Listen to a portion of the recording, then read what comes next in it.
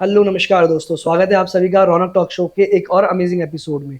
आज हमारे साथ हैं वास्तु रत्न सम्मानित श्री शशांक कौशिक जी। आप सभी को बहुत बहुत साधुवाद। आपको भी बहुत बहुत साधुवाद गुप्ता जी, और साथ ही साथ सभी लोग मस्त रहें और हमेशा प्रकृति के साथ मिलजुल कर रहें। तो जैसा कि हम आपको बताना चाहेंगे, 17 सालों से सर एक वास्तु के एक्सपर्ट रहे हैं। इसी के साथ सर मीडिया के साथ जुड़े हुए हैं, चाहे वो एफएम हो या मीडिया हाउस जो भी हो, उन सब के साथ सर काफ़ी समय से जुड़े हुए हैं। इसके साथ में सर ने काफ़ी सोशल वर्क्स भी किए हैं, जैसे कि कोरोना के अंदर हो गया, कोरोना से पहले भी, जिसके अंदर सर ने लोगों की एक अच्छी लाइफ स्टाइल, हेल्दी फूड, उनकी एजुकेशन वगैरह, इन सारी चीज़ों पे सर ने काफ़ी काम किया है और करते आ रहे हैं। आज भी सर इन सब चीज़ों से जुड़े हुए हैं। साथ में अगर हम कहें तो वो गवर्नमेंट के साथ में भी मिलकर इस चीज़ को कर रहे हैं। उसी के साथ सर को काफ़ी सारे अवार्ड्स और भी मिल चुके हैं, जैसे global diamond award, international icon award, international noble award, और ऐसे ही कई सारे अवार्ड सर को मिलते रहते हैं और काफ़ी मिले भी हैं, जिनका डिस्कशन हम ना करते हुए हम वो मेंशन जरूर करेंगे आप सभी के लिए। और जैसे एक चीज़ और मेन आपको बताना चाहेंगे, सर माइक्रो वास्तु के भी एक एक्सपर्ट है। तो हम माइक्रो वास्तु को बाद में कवर करते हुए सर से सबसे पहले शुरुआत करते हैं सनातन धर्म से। एक तो रौनक जी, मैं आपको बहुत धन्यवाद देना चाहूंगा इस प्रश्न के लिए, क्योंकि यंग जनरेशन जब इस तरह के सवाल पूछती है और यंग जनरेशन जब इसके बारे में अवेयर होती है, जिज्ञासु होती है, तो ये बहुत खुशी की बात होती है। अब आपने पूछी सनातन के बारे में। देखिए, सनातन सिर्फ धर्म ही नहीं है, सनातन एक जीवन शैली है, एक वे ऑफ लाइफ है, जिसे हम सनातन धर्म कहते हैं। सनातन अर्थात जिसका आदि है ना अंत है। अब आप इसे जरा साइंटिफिक रूप से देखें, साइंटिफिक रूप से देखें। मैं हमेशा ये कहता हूं कि जब हम वास्तु की बात करते हैं या फिर सनातन धर्म की बात करते हैं, एक एक चीज भारतीय सनातन में सिर्फ और सिर्फ वैज्ञानिक है। बिना वैज्ञानिकता के हमारे ऋषि मुनियों ने कुछ नहीं किया था। सनातन अर्थात जिसका ना आदि है ना अंत है। उसी तरीके से प्रकृति, जिसके बारे में आज तक वैज्ञानिक ये नहीं जान पाए हैं कि उसकी शुरुआत कैसे हुई थी और उसकी अंत की क्या संभावना है, यानी कि वो चक्र जो हमेशा चलता रहता है, चलता रहता है, चलता रहता है, यही सनातन है। सनातन आपको लेके जाता है असत्य से सत्य की तरफ। सनातन आपको लेके जाता है अंधेरे से प्रकाश की तरफ। सनातन आपको लेकर जाता है मृत्यु से जीवन की तरफ, यानी कि एक ऐसी यात्रा जिसमें वो चीजें जो शाश्वत है। अब आप पूछेंगे वो शाश्वत चीजें क्या हैं? वो शाश्वत है एनर्जी, जिसको आप आत्मा बोलते हैं। वो आत्मा हमेशा रहती है, जिसका ना आदि है ना अंत है। लेकिन खोज किस चीज की होती है? खोज होती है प्रकाश की, खोज होती है जीवन की, खोज होती है कि हम सत्य को खोजें, कि हम क्यों हैं, किस लिए हैं, किस लिए हम इस जीवन में आए हैं। बस वही आनंद है। उसी आनंद को प्राप्त करने के लिए आपको सनातन की तरफ देखना पड़ेगा। आपको नहीं, सारे संसार को देखना पड़ेगा। और जिस दिन सारा संसार सनातन की तरफ चला गया, आप ये मानकर चलें कि उस दिन पूरे विश्व में वो आनंद होगा जिस आनंद को कृष्ण ने महसूस किया था, राम ने महसूस किया था, जिसको परमानंद आप बोलते हैं। निश्चित रूप से होगा।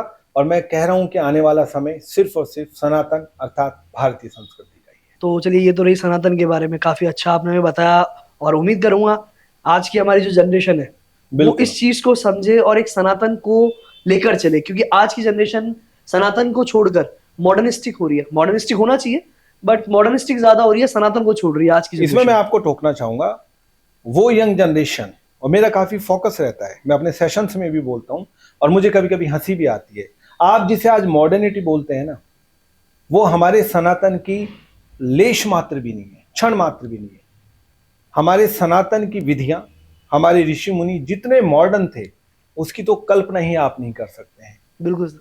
जो चीज है, जिस चीज का अस्तित्व है, उसको बिल्कुल उसी तरीके से कहना, वो मॉडर्निटी है।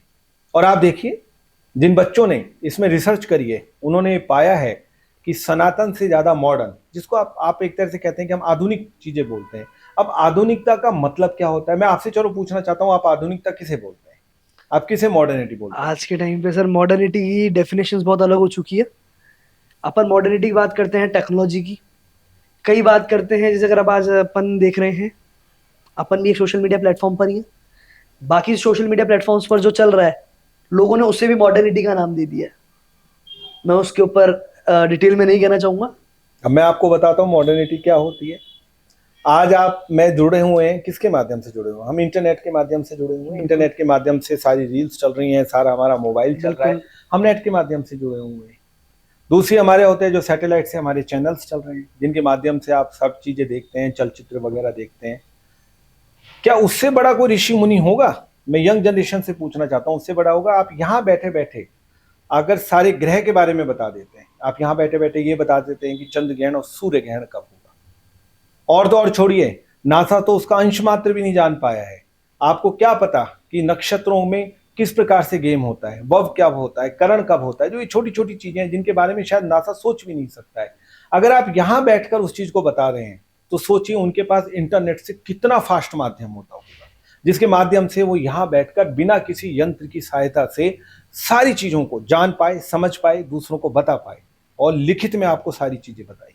आपने जैसे बताया कि उन्होंने बैठे बैठे ही जाना, अब मैं इसमें एक छोटी सी चीज जानना चाहूंगा कि क्या सनातन धर्म के अलावा भी ऐसा कोई धर्म है जिसने ये चीजें बताई हो? देखिए, मैंने आपको एक बात चीज बताई है कि सनातन सिर्फ धर्म नहीं है, ये वे ऑफ लाइफ है। होता यह है कि जब आप अपने आप को खाली करना शुरू कर देते हैं, मतलब आपके अंदर कुछ नहीं रहता, आप अगर किसी चीज को अडॉप्ट करना चाहते हैं तो उसके लिए क्या करना पड़ेगा? अगर मैं आपके हृदय में कुछ चीजें देना चाहता हूं तो आपको अपने हृदय को पूरा खाली करना पड़ेगा। भरे हुए पात्र में आप कोई भी चीज डालेंगे तो उस चीज का कोई अस्तित्व नहीं रहेगा, बल्कि वो चीज अपना अस्तित्व खो देगी, दूसरे रूप में चेंज हो जाएगी। तो होता यह है कि हमारी ऋषि मुनियों में सबसे पहली परंपरा ये थी कि वो लोग ध्यान करते थे, तप करते थे, वो अपने आप को बिल्कुल खाली कर लेते थे। जब खाली कर लेते थे उस समय वो प्योर प्रकृति का एक पार्ट हो जाते थे। उस समय किसी चीज को जानना है, समझना है, उसके लिए आपको कहीं जाने की जरूरत नहीं है। फिर आप यहां बैठ के दूसरे के विचार जान सकते हैं, आप यहां बैठ के दूसरी गतिविधि जान सकते हैं, लेकिन कब? जबकि हम पूरी तरीके से खाली हों। सनातन यही बताता है, इसलिए मैंने आपको बताया कि सनातन का किसी धर्म से ही मतलब नहीं है, ये कोई भी व्यक्ति कर सकता है, कोई भी व्यक्ति कर सकता है। आप अपने आप को विचारों से रहित कर ले, फिर आप सबके विचार जान सकते हैं। आप अपने आप को हर चीज से रहित करते जाएं तो आप क्या होंगे? फिर ब्रह्मांड का पार्ट है। आपने दरवाजे खोल दिए ना ब्रह्मांड के लिए कि अब मैं खाली हो गया हूं, अब आओ और वही आप चीज मेरे है। अंदर आके समाओ, तो फिर ब्रह्मांड की कोई गतिविधि आपके लिए अनजान ही नहीं है। सिर्फ हमारा सौरमंडल नहीं, प्रकृति का एक एक अंश आपके लिए बिल्कुल भी अननोन चीज रहेगा ही नहीं। इसलिए मैं कह रहा हूं कि सनातन वे ऑफ लाइफ है, यही वे मैंने ऑफ आपको लाइफ। बार बार डिक्टेट किया था। तो सर ये तो हमने जाना आपसे हमारे सनातन धर्म के बारे में, अब हम जानते हैं वास्तु शास्त्र के बारे में। एक्चुअल में वास्तु जी, शास्त्र क्या है? देखिए, इसको बहुत सहज और सरल तरीके से हम लेते हैं, क्योंकि आप जितना चीज को टिपिकल लोगे वो हमारी यंग जनरेशन से दूर हो जाता है, और मेरा फोकस होता है यंग जनरेशन, क्योंकि यंग जनरेशन ही भारत को विश्व गुरु बनाएगी, निश्चित रूप से बनाएगी, मैं आपसे कह रहा हूँ। देखिए क्या होता है, आप जानते हैं रौनक जी, सिंपल तौर पर कि 4 दिशाएं होती हैं, पूर्व, पश्चिम, उत्तर और दक्षिण। जब हम इसको वास्तु में थोड़ा सा और आगे बढ़ाते हैं तो फिर कुछ कोने भी हो जाते हैं, नॉर्थ ईस्ट भी हो जाता है, साउथ बिल्कुल। ईस्ट भी हो जाता है, साउथ वेस्ट या नॉर्थ वेस्ट हो जाता है। लेकिन सीधे तौर पे हर दिशा की एक एनर्जी होती है, हर दिशा की एक एनर्जी होती है, और हर दिशा की अलग अलग एनर्जी होती है। उसी हिसाब से जोन बटे हुए होते हैं। अब क्या होता है, जो एनर्जी आपके पास आ रही है, अगर वो सही डायरेक्शन से आ रही है और आपने उसको व्यवस्थित कर लिया, तो फिर आप एक संपूर्ण वास्तु में आ जाते हैं। मतलब चारों दिशाओं से आने वाली एनर्जी को जब आप सही तरीके से संतुलित कर लेते हैं तो वो एक सही वास्तु होता है।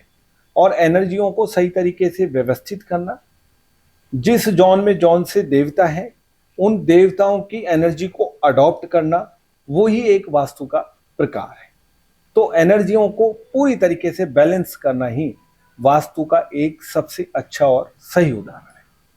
तो अब हम बात करते हैं सर, वास्तु की शुरुआत कहाँ से हुई? हाँ बिल्कुल, बहुत अच्छा आपका सवाल है, और मेरा ख्याल है कि ऑडियंस है या जो भी आपके दर्शक श्रोता सुन रहे हैं उनको इस चीज़ की बड़ी नॉलेज होनी चाहिए, क्योंकि है तो सब प्राचीन चीज़ें, वैज्ञानिक विधा है। देखिए, वास्तु की अगर हम बात करें तो इसके बारे में एक पूरी कथा है, चीज़ें सारी वैज्ञानिक ही हैं। और आप एक जगह देखें तो प्रसाद मंडलम में अगर उसका देखें तो 8वें अध्याय में आप जाएंगे तो आपको 96 और 97 श्लोक में भी ये चीज़ें मिलेंगी कि किस प्रकार से क्या चीज़ें हैं। इसके अलावा आपको मत्स्य पुराण में भी इसका जिक्र मिलेगा, आपको जो विश्वकर्मा प्रकाश है इसमें भी मिलेगा, भवन भास्कर में भी आपको इसका जिक्र मिलेगा, और भी बहुत सारे ऐसे ग्रंथ हैं जिनमें थोड़ा बहुत आपको इसका जिक्र मिलेगा। देखिए, मोटे तौर पर जब आप एक कल्पना करते हैं वास्तु पुरुष की, तो आप देखते हैं कि वो अधोगति से मतलब जिनका सिर जमीन पे हो और पैर ऊपर की तरफ हो, इस तरीके से आपको वास्तु पुरुष की संरचना मिलती है। और उनके हाथ आपको ऐसे मिलते हैं, ऐसे करके मिलते हैं, प्रणाम की मुद्रा में मिलते हैं। और अंदर कहें तो 45 जो देवता हैं वो निवास करते हैं और बाहर की तरफ 8 देवियां निवास करती हैं। ये कल्पना है वास्तु पुरुष की कि इस तरह से उनकी संरचना होती है। अब आपने सवाल पूछा कि किस प्रकार से वास्तु पुरुष की स्थापना हुई, संरचना हुई। तो देखिए, त्रेता युग में जिस प्रकार से पौराणिक कथा है कि त्रेता युग में एक बहुत बहुत बड़ा असुर पैदा हुआ, उसका नाम था अंधकासुर, और उसने बहुत ज्यादा प्रपंच फैलाने शुरू कर दिए। उसने देवताओं को परेशान करना शुरू कर दिया। तो सारे देवता अपने ही देव महादेव के पास गए और उन्होंने कहा कि आप इससे हमें निजात दिलाइए, आप इससे हमें दूर करिए। तो भगवान शिव ने फिर निर्णय किया उसको समाप्त करने का। चूंकि अंधकासुर काफी ज्यादा शक्तिशाली था, तो भगवान शिव की और अंधकासुर की बहुत जबरदस्त तरीके से एक घमासान युद्ध हुआ। उस युद्ध के दौरान भगवान जो शिव हैं उनके माथे से स्वेद निकला, यानी कि पसीना निकला। वो पसीना धरती पर गिरा। धरती पर उस पसीने से ही वास्तु पुरुष की संरचना हुई। वास्तु पुरुष की संरचना हुई। वास्तु पुरुष काफी विशालकाय था, बहुत जबरदस्त विशालकाय था। फिर भगवान शंकर का वरदान पाकर उसने अंधकासुर का वध किया और उनके रक्त को उसने अडॉप्ट कर लिया, यानी कि अपने अंदर ले लिया। कुछ मामलों में यह भी कहा जाता है कि भगवान शिव ने वध किया, बट जो वो वास्तु पुरुष थे वो भी उन्हीं का ही एक रूप थे। लेकिन उसके बाद उन वास्तु पुरुष की भूख बहुत बढ़ने लग गई। अब उन्होंने धरती को नापना शुरू कर दिया, उन्होंने देवलोक को भी नापना शुरू कर दिया, उन्होंने असुरों को भी नापना शुरू कर दिया, पाताल लोक भी नापना शुरू कर दिया। क्योंकि शुरुआत में ये सब था कि राक्षसों को लगता था कि देवताओं की तरफ से हैं, देवताओं को लगता था कि राक्षस की तरफ से हैं। तो सारे के सारे लोग थे वो ब्रह्मा जी के पास गए और उन्होंने कहा कि आप हमें इस परेशानी से निजात दिलाइए, यानी कि इस परेशानियों से हमारा पीछा छुड़ाइए, क्योंकि सबको लील रहे हैं। अब चूंकि उनके अंदर एक शक्तिशाली पुरुष का रक्त चला गया था, तो उनकी भूख बढ़ गई थी। तो वहां ब्रह्मा जी ने आदेश दिया सारे देवी देवताओं को कि तुम सब इसके ऊपर एक साथ आक्रमण करो। और उस समय सब लोगों ने आक्रमण किया और जिस जिस हिस्से पे जो जो विराजमान थे उन्हीं के साथ पूरी की पूरी कल्पना हो गई। जैसे कंधे पे सूर्य भगवान थे तो यहाँ पर सूर्य भगवान का वास हो गया, घुटने के पास सुग्रीव जी थे तो वहां उनका वास हो गया, मस्तिष्क में जो देवता थे उनका वास हो गया। तो ये सब ने मिलकर उनको लेकर नीचे धरती पर गए, तो उनका सिर नीचे हो गया, पैर ऊपर हो गया। इस तरीके से अधोगति में वो वास्तु पुरुष बन गए और सारे देवताओं ने उनको पकड़कर धरती पर जाम कर दिया एक तरीके से। अब उसके बाद वास्तु पुरुष ने भगवान ब्रह्मा से प्रार्थना करी कि भाई इसमें मेरा क्या दोष है, मैं तो शिव का ही अंश हूं और मेरे अंदर उसका रक्त चला गया तो मैंने सब चीजों को खाना शुरू कर दिया, तो आप मुझे इस तरह से सजा क्यों दे रहे हैं। तब भगवान ब्रह्मा जी ने उनको शांत करने के लिए कहा कि चूंकि तुम शिव का ही अंश हो, इसलिए जब भी किसी भवन का निर्माण किया जाएगा, किसी भी तरह का भवन का निर्माण किया जाएगा, उसमें जिस प्रकार से तुम्हारी संरचना है, जिस जिस हिस्से में जो जो देवता विराजमान है, उनके साथ सबसे पहले तुम्हारी पूजा की जाएगी, तुम्हारी अर्चना की जाएगी। उसके बाद कोई भी भवन निर्माण शुरू होगा। यानी कि किसी भी भवन निर्माण के बारे में अगर सुख, शांति, समृद्धि चाहिए तो उसके लिए तुम्हारी अर्चना की जाएगी। अगर ऐसा नहीं होता है तो मैं तुम्हें एक शक्ति देता हूं कि तुम उनके लिए कुछ नकारात्मक काम कर सकते हो, यानी कि उनकी समृद्धि रोक सकते हो, धन संबंधी चीजें रोक सकते हो, स्वास्थ्य रोक सकते हो, उनके आने के अवसर यानी कि बढ़ने के अवसर रोक सकते हो, या उनके अंदर कुछ ऐसी नेगेटिविटी पैदा कर सकते हो जिसकी वजह से वो परेशान हो और फिर वो तुम्हारे अनुसार ही कार्य करे। तो ये वरदान उनको ब्रह्मा जी के द्वारा दिया गया। उस दिन से ही जितने भी भवन निर्माण हुए, जितने भी स्थापत्य कला हुई हैं, उन सब में वास्तु पुरुष का यानी कि वास्तु का ध्यान रखा गया है। और आप देखेंगे कि उन्होंने इस प्रकार से ब्रह्मा को नमस्कार करते ही उनकी मुद्रा है और हर जगह जो देवी देवता विराजमान है उन देवी देवताओं की पूजा अर्चना की जाती है, उनको सिद्ध किया जाता है। सिद्ध करने के बाद चाहे भूमि की शुद्धि का मामला हो, फिर नींव की शुद्धि का मामला हो, फिर भवन निर्माण करते समय उसकी शुद्धि का मामला हो, फिर सबसे महत्वपूर्ण चीज़ों में से एक देहरी पूजन भी किया जाता है। ये सब वास्तु पुरुष के अनुसार किया जाता है। मैंने आपको पहले बताया कि जिस प्रकार प्रसाद मंडलम की बात करें, मत्स्य पुराण में भी है, अग्नि पुराण में भी इसका जिक्र है, इन सब में इनको बताया गया है। और विश्वकर्मा प्रकाश सिर्फ और सिर्फ इस चीज़ के लिए ही बनाई गई है। साथ में भवन भास्कर में भी पूरी संरचनाएं, एक एक चीज, यंग जनरेशन को मैं दोबारा कहना चाहूँगा कि एक एक चीज वैज्ञानिक है, ऊपर से नीचे तक वैज्ञानिक है। अगर आप मानते हैं तो आप समझिए कि आप उस चीज को प्राप्त कर लोगे जिसको आप प्राप्त करना चाहते हो, और आप नहीं मानते हो तो निश्चित रूप से जिस प्रकार विदेशियों ने हमारा फायदा उठाया है, हमारे ही ज्ञान से हम उनके और उनके सिर्फ गुलाम रहे। तो जैसा आपने कहा, जो वास्तुशास्त्र थे उनका, अपन कहे उनका होना, वो महादेव की कृपा थी। हाँ, वो महादेव की कृपा थी। और देखिए, अपन एक चीज ये भी कह सकते हैं कि हर चीज महादेव से ही शुरू होती है। हाँ बिल्कुल, देखिए अब मैं आपको बता रहा हूँ कि देवादिदेव महादेव महादेव हैं, जो कहते हैं कि सृष्टि का विध्वंस करते हैं, है ना। लेकिन आप ये मान के चलें कि जब तक कोई चीज विध्वंस की तरफ नहीं जाएगी, जब तक उसकी उत्पत्ति भी नहीं हो सकती, जब तक उसका निर्माण भी नहीं हो सकता है। ठीक है, तो महादेव तो सबके ही देव हैं, आपके भी हैं, मेरे भी हैं, सनातन के भी हैं, और कहें कि सारी जो प्रकृति है वो महादेव में ही निकलती है, महादेव में समाहित हो जाती है। और फिर बार बार कहूंगा, सब चीज वैज्ञानिक है। जब तक आप इसको वैज्ञानिक नहीं मानोगे, अपन कहें तो क्या साइंटिफिकली प्रूवन है? बिल्कुल बिल्कुल प्रूवल है। अगर आप सुबह से शाम तक आप जो भी काम वास्तु के अनुसार करेंगे तो आप साइंटिफिक तरीके से ही कर सकते हैं। आप मत मानिए नासा को, आप किसी भी चीज को मत मानिए। थोड़ा सा उठें, थोड़ा सा अपने आप को कष्ट देने की कोशिश करें, लाइब्रेरी में जाएं और जो हमारे ग्रंथ हैं उन सबको उठा के देखें, उनके हिंदी रूपांतरण उठा कर देखें, थोड़े से अपने ईगो को साइड में रख के आए। जो ऋषि मुनियों ने आपके लिए लिखा है उनसे ज्यादा इंटेलेक्चुअल पर्सनैलिटीज है ही नहीं। आपके मानने या नहीं मानने से क्या होता है, उनकी जैसी इंटेलेक्चुअल पर्सनैलिटीज है ही नहीं जो यहाँ बैठकर पूरे अंतरिक्ष के बारे में आपको जानकारी दे रहा है। अगर आप उनके ऊपर उंगली भी उठाते हैं तो आप खुद के ऊपर उंगली उठाते हैं, उनको क्या फर्क पड़ता है इस बात से। और विदेशी लोगों ने नतमस्तक होकर हमारी चीजों को माना है, नतमस्तक होकर माना है, लेकिन हम परेशान हैं कि हम विदेशियों को मानते रहते हैं। यही हमारी भारतीय संस्कृति है। बिल्कुल, इसलिए मैं प्रशंसा करता हूं आप जैसे जो लोग इस तरह का पॉडकास्ट करते हैं कि कम से कम आप चीजों को लें, अपने 4 कदम उठा के लाइब्रेरी में जाएं तो सही, पढ़े तो सही, देखें तो सही। जितना समय आप फालतू में बैठ के चाय कॉफी पीने में लगाते हैं, जितना समय आप रील्स को देखने में लगाते हैं जो आपके काम की नहीं आती हैं, आपके शरीर में, आपके शरीर के एक एक अणु को सही करने के लिए जो हमारे ऋषि मुनियों ने व्यवस्था की है ना, अगर आपने दिल से मानना शुरू करा तो आप जिंदगी भर के लिए उनके प्रति नतमस्तक हो जाए। तो अब जैसे कि हमने ऑडियंस से कहा था कि आप माइक्रो वास्तु के भी एक्सपर्ट हैं जी, तो अब थोड़ा माइक्रो वास्तु लेते हैं अपन। माइक्रो वास्तु होता क्या है? देखिए रौनक जी, वैसे तो इसके लिए एक पूरा एपिसोड चाहिए, बट मैं बहुत ही संक्षिप्त में आपको बता देता हूँ। देखिए, जब हम वास्तु की बात करते हैं तो जैसे मैंने आपको बताया, दिशाएं 4 दिशाएं होंगी, फिर आप उनको 8 में बदल सकते हैं, फिर आप उनको 16 दिशाओं में बदल सकते हैं। ये तो वास्तु का रूप है। लेकिन चीजें सिर्फ दिशाओं के हिसाब से नहीं चलती हैं, उनके साथ हमारी खुद की एनर्जी होना भी बहुत जरूरी है, बहुत जरूरी है। और बहुत सारे वास्तुशास्त्री ये बड़ी गड़बड़ करते हैं, बड़े बड़े वास्तुशास्त्री, काम वो बहुत अच्छा कर रहे हैं, बहुत अच्छा कर रहे हैं, लेकिन आपको अपने शरीर का वास्तु भी करना बड़ा जरूरी है। अब आप पूछेंगे कैसे करना जरूरी है? शरीर का भी वास्तु किया जाता है? नहीं, वास्तु का जो रीजन होता है, कारण होता है, वो हमारे शरीर को प्रभावित करना होता है, उसी के माध्यम से। अगर कोई चीज अच्छी होती है वास्तु के माध्यम से, वो आपको फील होती है। बिल्कुल। तो वो है तो मेरे लिए ना, मैं जब जीवित हूं, मैं चेतन में हूं, तो मैं उस चीज को अडॉप्ट कर पा रहा हूं। लेकिन बात यह है कि आप बीमार हैं और मैं आपको बहुत अच्छी एंटीबायोटिक दे रहा हूं।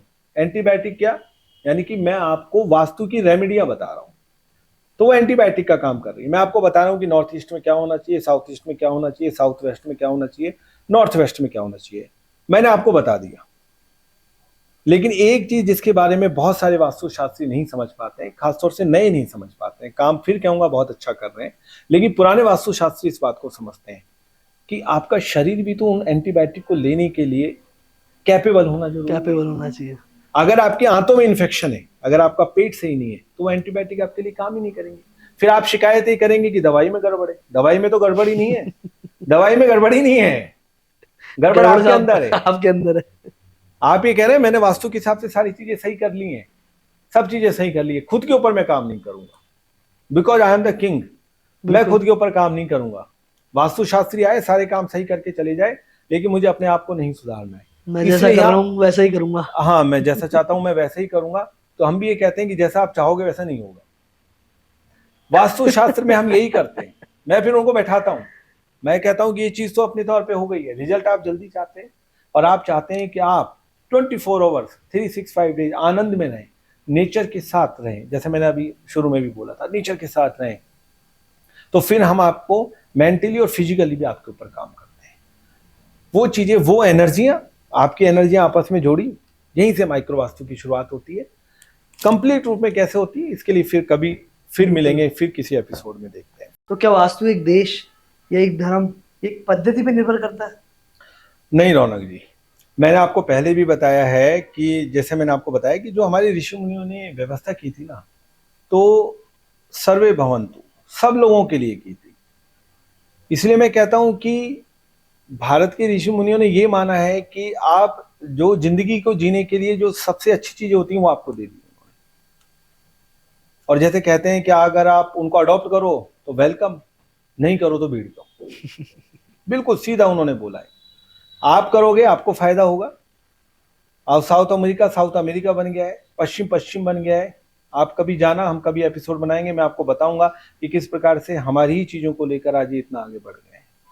लेकिन दुर्भाग्य है कि हम आगे नहीं बढ़ पाए, लेकिन सौभाग्य भी आएगा और सौभाग्य आ रहा है। हाँ, प्योर वैज्ञानिक विधि है। अगर हम दिशाओं की बात करें तो अगर मैं नॉर्थ की बात करूं और साउथ की बात करूं, पूर्व पश्चिम की बात करूं, तो क्या आपको लगता है कि गल्फ कंट्री में दिशाएं नहीं होती हैं? दिशा सब में होती है। होती है ना, पश्चिम में भी होती है। बिल्कुल होती है। या आपको लगता है नहीं होती है? नहीं, ऑब्वियस है, सब जगह होती है। सब जगह होती है ना। धरती तो एक ही है। हाँ हाँ, धरती एक है। ये आपका ज्ञान मुझे बहुत अच्छा लगा कि धरती एक है। नहीं, ऑब्वियस है, बिल्कुल सब दिशाएं सब जगह होगी। अब इन दिशाओं की जो एनर्जियां होती हैं वो एनर्जियां भी सेम ही होती हैं। तो उन एनर्जियों को संतुलित करके बैलेंस कर दिया हमने, बैलेंस करने के बाद जो फायदा हमको होता है, यानी कि नॉर्थ की एनर्जी को हमने बैलेंस करा, हमने ईस्ट की एनर्जी को बैलेंस किया, हमने साउथ की एनर्जी को बैलेंस किया, हमने वेस्ट की एनर्जी को बैलेंस कर दिया।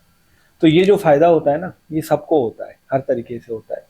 आपको छोटा सा उदाहरण दे दूं, अगर आपको मैं बुखार की गोली देता हूं तो वो हर धर्म वाले का बुखार उतार देगी। बिल्कुल, क्योंकि गोली के अंदर जो तत्व है ना वो सबके लिए बराबर है।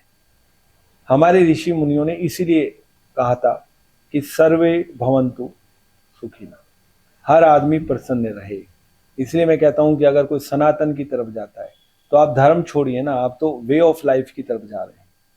आप उस वे ऑफ लाइफ को रखें, मस्त रहें, प्रकृति के साथ रहें और ऐसा शानदार जीवन जाते हुए प्रकृति में ही मिल जाए। तो ये चॉइस आपकी है, पसंद आपकी, आप जैसी चॉइस रखेंगे आपको रिजल्ट भी वैसे मिलेगा। तो अब जैसे हम बात करते हैं importance of vastu in our life. देखिए, सुबह से शाम तक वास्तु हमारे आसपास ही रहता है।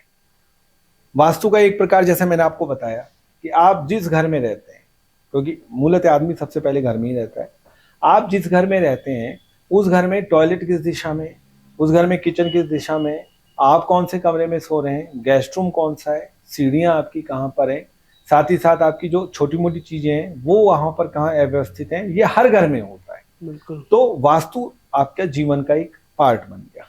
ठीक है, दूसरी चीज ये आती है कि जो इनसे एनर्जियां निकलती हैं वो आपको प्रभावित करती हैं, आप इंटरनली इसको महसूस भी करते हैं। जैसे किसी दिन आपका मूड बड़ा अच्छा होता है, उस दिन अगर आप फिजिकली अपने आप को थोड़ा लो भी महसूस कर रहे हैं ना, तब भी आप बहुत ही मजबूती के साथ सारा काम कर लेंगे।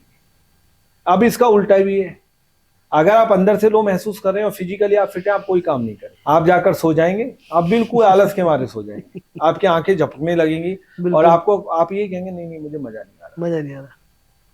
जब आप किसी को दोस्त बनाते हैं ना, तो दोस्त आप नहीं बनाते हैं, दोस्त एनर्जियां बनाती है। जब आपकी एनर्जी उसकी एनर्जी मिल जाती है ना, तो फिर आप दोस्त बन जाते हैं। इसलिए आप ये देखा करें कि जब किसी को दोस्त को आप देखते हैं तो आप देखेंगे वो व्यक्ति आपको बहुत स्मार्ट मिलेगा, लेकिन दोस्त हो सकता है कि ऑर्डिनरी हो, लेकिन उनकी जो एनर्जियां हैं वो मैच कर जाती है। इसलिए आपको किसी के साथ बैठ के बड़ा अच्छा लगता है, किसी के साथ बैठ के आपको अच्छा नहीं लगता है। जैसा अभी आपको मेरे साथ बैठ के बहुत अच्छा लग रहा होगा। बिल्कुल, काफी सारी चीजें सीखने को मिल रही है आपसे। हाँ, लेकिन आपको, जैसे हम कभी बैठते हैं महल में भी बैठ जाते हैं तो हमें लगता है उठ के चल दो। हाँ, कभी हम चाय की थड़ी पर भी बैठते हैं तो आपको लगता है कि यार बड़ा मजा आ रहा है। क्यों? चाय की थड़ी बिल्कुल ओपन होती है, वहां पर आपके थॉट्स एनर्जियां सब जाके विलीन हो जाती है, वहां किसी बंधन से नहीं बनती है। इसलिए बहुत सारी कंपनियों के एमडी, बहुत सारी कंपनियों के सीईओ, उनको जो थॉट प्रोसेस जब चलाना होता है ना, वो आपको चाय की थड़ी पे मिलेंगे, ऐसे ही नहीं मिलते हैं। जब मैं माइक्रो वास्तु की बात करता हूँ ना, आप इन चीजों को पकड़ने की कोशिश करें कि क्यों आप ओपन में जब जाते हैं आपको विचार प्रक्रिया आपकी अलग हो जाती है, या आप ऐसी जगह पे रहते हैं जहाँ आपको पता है आपके अलावा कोई आपको डिस्टर्ब नहीं करेगा, आपकी थॉट प्रोसेस क्यों अच्छा हो जाता है। वही चीज आपको एसी के कमरे में क्यों चीज नहीं आती है? क्योंकि दूसरे की एनर्जी आपसे टच होने लग जाती है। बिल्कुल। हट जाओ उस जगह से, क्योंकि जो कुछ आप फिर विश्व को दोगे ना वो बेस्ट होगा, आपके लिए बेस्ट नहीं होगा, क्योंकि you are a part of nature, world is part of a nature. तो जो चीज आप फिर दोगे ना किसी को वो फिर बेस्ट ही होगा। इसलिए जो विचार चाय की थड़ी पर रहते हुए आ जाते हैं, जो किसी झोंपड़ी में रहते हुए आ जाते हैं, वो महलों महलों में में आते नहीं हैं। आते। और ये सब ने सोचा होगा। मेरे आपके जितने भी श्रोता इस चीज को देख रहे हैं या जितने भी दर्शक इस चीज को देख रहे हैं, वो इस चीज से अपने आप को जरूर अटैच कर रहे हैं। तो सर अब जैसे कि हम बात करते हैं वास्तु की दिशा के बारे में, जी, वास्तु की दिशा का क्या रोल है, क्या महत्व है? देखिए वास्तु में दिशाओं का ही महत्व होता है। मैंने आपको बताया कि पूर्व, पश्चिम, उत्तर और दक्षिण। फिर हम बात करें तो नॉर्थ ईस्ट की भी बात होती है, कोना जो आता है इनके मिड का जो आता है, नॉर्थ ईस्ट की बात हो गई, यानी कि जो उत्तर और पूर्व का कोना, कॉर्नर होता है, 45 डिग्री होता है जो। उसके बाद हम बात करते हैं तो साउथ ईस्ट, साउथ वेस्ट और फिर नॉर्थ वेस्ट, ये एक पार्ट हो गया। ये इसलिए हो गया ताकि हम वास्तु में अच्छे से अच्छे रिजल्ट निकाल सकें, क्योंकि इन दिशाओं के साथ पर्टिकुलर जो ये कौन होते हैं इनकी दिशाएं अलग होती हैं, इनकी दिशाएं अलग होती हैं। फिर हम और थोड़ा सा डिटेल में जाते हैं। जब भी आप किसी चीज का, जब कोई वास्तुशास्त्री जाकर देखता है चीजों को, तो हम फिर नॉर्थ ईस्ट की तरफ भी जाते हैं, फिर ईस्ट नॉर्थ ईस्ट की तरफ भी जाते हैं। तो फिर इस तरह से हम ईस्ट से साउथ की तरफ जाते हैं, साउथ से फिर साउथ ईस्ट से हम साउथ की तरफ जाते हैं। फिर इस तरीके से पूरा का पूरा पाउट होता है कि साउथ साउथ वेस्ट हो गया, वेस्ट साउथ वेस्ट हो गया है। फिर उसके बाद हम वेस्ट वेस्ट नॉर्थ की तरफ जाते हैं, और फिर उसके बाद नॉर्थ से हम वेस्ट की तरफ जाते हैं। अब जैसे कि एक चीज और, सब जानते हैं ये चीज, यानी कि पहले भी सभी जानते थे कि 4 दिशाएं होती है। आज के टाइम में दिशाएं बढ़ गई है, तो नहीं, आज के टाइम में कितनी दिशा हो गई? देखिए ऐसा है कि दिशाएं उतनी हैं, दिशाएं बदली नहीं है, बेस नहीं बदला है। लेकिन आपको मैं एक कपड़ा देता हूँ, आप कपड़े से पैंट शर्ट सिलते हैं, लेकिन उसी कपड़े से आप बहुत सारी और भी चीजें कर सकते हैं। उसी कपड़े से आप अलग अलग तरह की उसी टी शर्ट को अलग शेप में चेंज कर सकते हैं। यहाँ कॉन्सेप्ट कुछ अलग है। यहाँ कॉन्सेप्ट ये है कि जब हम वास्तु की पूरी तरीके से व्याख्या करते हैं, तो देखिए भवन निर्माण जब आप करते हैं तो आपके पूरे सपने उसमें लगे होते हैं, आपकी महत्वाकांक्षाएं उसमें लगी हुई होती हैं, आपकी पूरी जिंदगी उसमें लगी हुई होती है, आपका भविष्य लगा हुआ होता है। ठीक है, तो ऐसी दिशा में जब हम दिशाओं की बात करते हैं, और उन दिशाओं में भी हर दिशा का जो एक कॉर्नर होता है, जिसे आप डिग्री बोल सकते हैं, उन डिग्रियों में एनर्जी लेवल अलग अलग होते हैं। ठीक है, वो आपको अलग अलग तरीके से प्रभावित करते हैं। इसलिए मैंने पहले आपको जिक्र किया था कि पूरे के पूरे 45 जो देवता हैं वो वास्तु पुरुष के अंदर निवास करते हैं, अंदर के जो हिस्सों में, और बाहर 8 देवी देवता करते हैं। तो इसका मतलब क्या है? इसका मतलब ये है कि हर देवी देवता की अलग अलग एनर्जियां हैं, बस उन एनर्जियों को बांटा गया है। क्योंकि वास्तु की जब हम बात करते हैं तो ये चीज वास्तु वालों को सोचने और समझने की है, औरों को सोचने और समझने की नहीं है। आपके लिए तो यही जरूरी है। आप जब स्कूल जाते हैं तो मैं आपसे कभी भी ये नहीं कहूंगा कि आप नॉर्थ ईस्ट की तरफ से आप स्कूल जाएं, जब नॉर्थ ईस्ट का कोना पकड़ें। जब मैं आपको बताता हूं कि आपका स्कूल कहाँ है, तो कई बार आपको मैं कंफ्यूज कर सकता हूं ना, कि मैं आपको ये नहीं बताऊंगा साउथ में, मैं कहूंगा नहीं साउथ साउथ वेस्ट में आपका स्कूल है। तो फिर आप क्या करेंगे, 2 दिन तो आप साउथ साउथ वेस्ट को देखेंगे, जब तक आपको टीचर से बहुत अच्छी मार पड़ जाएगी। तो ये आम जनता के को नहीं समझे तो कोई दिक्कत नहीं है। दिशाएं 4 होती हैं। इन 4 दिशाओं में चूंकि सबका अलग अलग एनर्जी लेवल है, और वो देव एनर्जियां हैं, उन एनर्जियों के साथ फिर अलग अलग दिशाओं के नाम दे दिए गए। तो अब हम एक बेसिक वास्तुशास्त्र की बात करते हैं अपने घर के लिए, जी, उस पर क्या कहेंगे आप? देखिए जब हम घर की बात करते हैं, ठीक है, क्योंकि सबसे ज्यादा आदमी घर ही रहता है, और अगर घर सुख है, घर में शांति है, तो मानकर चलिए कि आप आगे जाकर कोई भी लड़ाई लड़ लेंगे। इसलिए मैं अपने सेशंस में भी बोलता हूँ, अपने वीडियोज में भी बोलता हूँ कि आपको घर के बीच के केंद्र में जाना है। कंपास चूंकि आपके पास रहता ही है, और वहां से आपको 2 चीजें सबसे महत्वपूर्ण देखनी है। सबसे महत्वपूर्ण 2 चीजें देखनी है कि आपका टॉयलेट किस दिशा में है और आपकी किचन कौन सी दिशा में है। जो 2 चीजों पे ध्यान दीजिए। 80% वास्तु के दोष, रौनक जी, यहीं से शुरू होते हैं। तो सबसे पहले वही चीज पकड़ने की कोशिश करें, ठीक है ना। अब आप देखें कि आप अपने घर में एक कागज ले लें और साथ में एक लड़के को और ले लें, असिस्ट जो आपको कर सके। तो एक सिंपल सा नक्शा खुद ही आप बना लें, और इसमें देखें कि आपका टॉयलेट कहीं नॉर्थ ईस्ट में तो नहीं है, आपका टॉयलेट नॉर्थ ईस्ट में तो नहीं है, आपका टॉयलेट साउथ ईस्ट में तो नहीं है, और आपका टॉयलेट साउथ वेस्ट में नहीं है। मैंने 3 दिशाएं आपको बताई है, नॉर्थ ईस्ट, साउथ वेस्ट। इन 3 जगहों पर टॉयलेट नहीं होना चाहिए, क्योंकि ये पर्टिकुलर टॉयलेट ना होने के हिसाब से एनर्जी केंद्र है। अगर यहां पर टॉयलेट है तो फिर आपको बीमारियां भी होंगी, फिर आपको पैतृक संपत्ति मिलने में भी दिक्कत आएगी, फिर आपके ऊपर लिटिगेशन भी लग सकते हैं, फिर आपके घर में खासतौर से महिलाएं भी बीमार रहने लगेंगी। तो एक संघर्षपूर्ण जो जीवन होता है या ऐसा जीवन जिसमें बहुत सारे रिग्रेट्स होते हैं, वो सब होने लग जाएंगे। दूसरा नंबर किचन का आता है, किचन यानी कि साउथ ईस्ट की तरफ। अब आपको खाना तो चाहिए ना, आपको खाना नहीं मिलेंगे तो आप तो ये पॉडकास्ट भी नहीं करोगे, आप चले जाओगे यहाँ से, क्योंकि खाना होना बहुत जरूरी है। अगर आपने घर में ही किचन साउथ ईस्ट की जगह, या एक तरह से कहें कि दूसरी जो सबसे अच्छी कंडीशन होती है वो नॉर्थ वेस्ट भी होती है, उसकी जगह अगर आपकी किचन साउथ वेस्ट में है, बहुत बड़ी प्रॉब्लम आपको क्रिएट हो जाएगी, खासतौर से पति पत्नी के रिलेशंस में बहुत बड़ी प्रॉब्लम। हाँ, साउथ वेस्ट में। और या उससे भी बड़ी, वो तो होती है रिलेशंस के मामले में बहुत बहुत बड़ी प्रॉब्लम्स होती हैं।